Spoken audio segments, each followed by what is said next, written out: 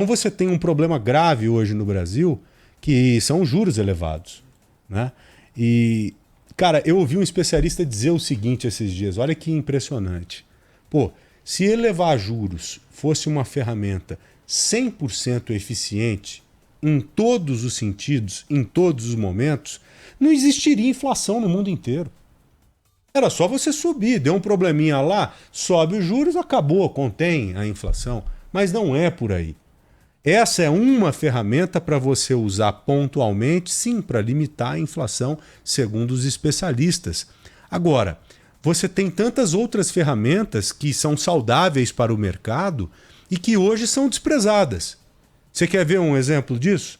Essa barbaridade que o governo está fazendo agora com a reoneração da folha de pagamento, que inclusive que é o próximo assunto que nós vamos desenvolver com o Márcio Rocha, que provavelmente já está conosco.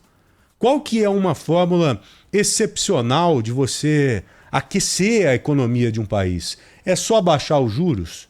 Não, baixar os juros sim, mas principalmente, preste atenção aqui, da condição do cara comprar, aumentar o poder de compra do cidadão. E como que você faz isso? Empregando o cidadão, dando emprego para o cara que está desempregado, melhorando o salário do sujeito que está empregado. E vocês acham que reonerando a folha de pagamento, algo que já não acontece há muitos anos, você acha que dessa forma nós vamos estimular a nossa economia para salvar as Casas Bahia, para salvar tantas outras empresas que vivem essa mesma situação? Claro que não. Então, essa determinação do STF, baseada no pedido do governo, diretamente do governo, para reonerar a folha de pagamento, tributar mesmo o seu emprego, cobrar juros ali, cobrar tributo do seu emprego, isso é uma insanidade. É impressionante como que nós temos pessoas incompetentes a ponto de agir desse jeito. Não é possível que o mundo financeiro está errado e os caras que hoje tomam conta do Brasil da área econômica estão corretos. Não é possível que o mundo financeiro coerente está errado e o STF lá na palavra do Zanin, inicialmente falando monocrática, está certo. Não tem lógica isso. Você, para incentivar o poder de compra do cidadão e, consequentemente, o aquecimento da economia e, mais consequentemente ainda, o saneamento das empresas, você precisa, sim, dar condição para o empresário empregar o cara. E o governo hoje, esse governo parece que vê o empresário como um inimigo, como um bandido, sabe? Né? E a gente se esquece que quem coloca dinheiro no meu bolso é o meu patrão, pô. Quem coloca dinheiro no seu bolso aí, empregado, é o seu patrão. Se o seu empresário, se o seu patrão empresário quebrar, você tá ferrado. Você tá ferrado para não falar outra coisa. E esse governo parece que gosta de marginalizar o sujeito que tem dinheiro, o sujeito que é empregador, o sujeito que é empresário. Isso tá errado. Você tem, às vezes, o próprio presidente passando a mão na cabeça de bandido que rouba celular e, entre aspas, sim, criminalizando o empresário, pô. Que loucura é essa? O que nós estamos enfrentando nesse país? Aí você não quer reação do Congresso a uma decisão dele próprio, que é o provedor das leis? A uma decisão dele desrespeitada pelo STF a pedido do governo? Claro que tem reação. Márcio Rocha, uma boa tarde a você, bem-vindo aqui ao Bora Brasil. Esse desentendimento aí, governo e Congresso, vai dar muito pano pra manga ainda, hein, Márcio? Boa tarde. Pois é, boa tarde para você, boa tarde a todo mundo que nos acompanha. Pois é, a gente está na expectativa, inclusive, de uma reunião do presidente Lula com o ministro da Fazenda, Fernando Haddad, ainda nessa segunda-feira. A agenda do presidente Lula está mostrando que os dois vão se encontrar a partir das 5 horas da tarde no Palácio do Planalto. E aí a gente apurou, né, que uma das discussões que a gente deve ter, além da reforma tributária, da regulamentação da reforma tributária que chegou aqui no Congresso Nacional, também vai ser aí a desoneração. E a gente lembra que durante o final de semana esse assunto gerou trocas de acusações, principalmente entre o ministro da Fazenda, Fernando Haddad, e o presidente do Senado, Rodrigo Pacheco, porque o ministro cobrou responsabilidade fiscal do Congresso, e Pacheco respondeu que as acusações são desnecessárias e injustas. Então, a gente ainda tem que lembrar que, além dos 17 setores que mais empregam no país, essa decisão do ministro Cristiano Zanin, do Supremo Tribunal Federal, que você se referiu, ela suspendeu trechos da lei que foi aprovada aqui no Congresso da desoneração. Não atinge somente os setores que mais empregam no país, mas atinge também os municípios com até 156 mil habitantes. O Fernando Haddad, além de cobrar a responsabilidade fiscal do Congresso, também afirmou que os parlamentares desculpem a lei e, por isso, o governo precisa recorrer ao Supremo Tribunal Federal, isso porque, segundo Fernando Haddad, o Supremo já tinha declarado a inconstitucionalidade dessa lei da desoneração anteriormente, inclusive esse foi o motivo do veto do presidente Luiz Inácio Lula da Silva.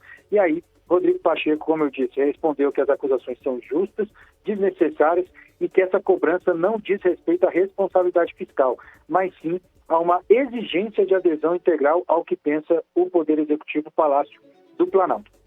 A gente lembra que, durante uma fala na última semana, o Rodrigo Pacheco já tinha demonstrado insatisfação com as ações do Palácio do Planalto, porque, segundo ele, o Congresso se esforçou para ajudar a aprovar pautas importantes, pautas econômicas do governo, e que agora foi alvo de críticas do próprio governo. Pacheco também argumentou que o Congresso, com essas aprovações, essas propostas econômicas, conseguiu aumentar a arrecadação em cerca de 80 bilhões de reais, e que esses 80 bilhões de reais poderiam bancar os 10 bilhões de reais que são referentes, segundo ele, à desoneração dos municípios somente neste ano de 2024. A gente lembra também que, querendo pôr panos quentes nessa relação, o vice-presidente Geraldo Alckmin, aí no evento aí em Ribeirão Preto, no interior paulista, no AgriShow, ele pediu que o diálogo seja feito entre os poderes justamente para evitar mais atritos envolvendo tanto o Palácio do Planalto quanto também o Congresso Nacional. E aí a gente lembra mais uma vez que o presidente Lula e o ministro Fernando Haddad devem se encontrar nesta segunda-feira, a partir das 5 horas da tarde. Rodrigo Pacheco aqui no Congresso está uma situação bem mais tranquila, porque, como a gente sabe, vai ter feriado na quarta-feira, então a semana já foi para o brejo aqui no Congresso, muito baixa. Feriado ameniza tudo, né? Exato, porque a adesão, o comparecimento dos parlamentares aqui está bem abaixo, do que normalmente acontece, e aí a gente deve ter um pouquinho de calmaria nessas próximas semanas, mas com reuniões acontecendo aí nos bastidores. Na prática, muito provavelmente o STF vai determinar inconstitucional a desoneração. O caminho seria enfiar uma PEC. Há essa possibilidade quente sendo discutida de verdade mesmo no Congresso ou não? De verdade, João, verdade verdadeira, ainda não. O assunto ainda está bem em banho-maria aqui no Congresso Nacional.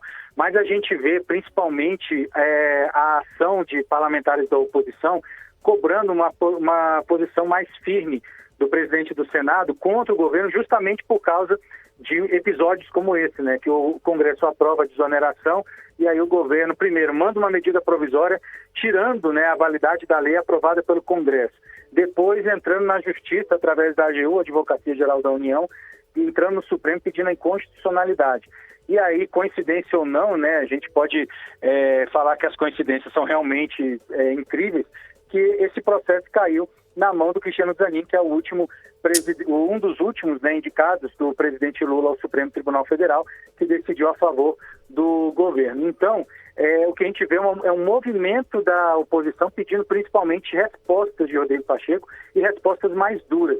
A gente lembra também que, por exemplo, o relator, o autor dessa proposta é o senador Efraim Filho, que é da oposição aqui no Congresso Nacional, e quando o Rodrigo Pacheco foi fazer esse anúncio na semana passada, na sexta-feira, Efraim Filho estava do lado dele e ficou do lado dele o tempo inteiro, Então, o que Rodrigo Pacheco falava, Efraim, como autor do texto, ele concordava em praticamente tudo. Então, o que a gente vê aqui não é nem a questão da proposta de emenda à Constituição. O que a gente vê é mais um desejo de uma resposta um pouco mais forte de Rodrigo Pacheco contra o governo por causa de vários episódios e esse da desoneração. Mas como que seria a resposta?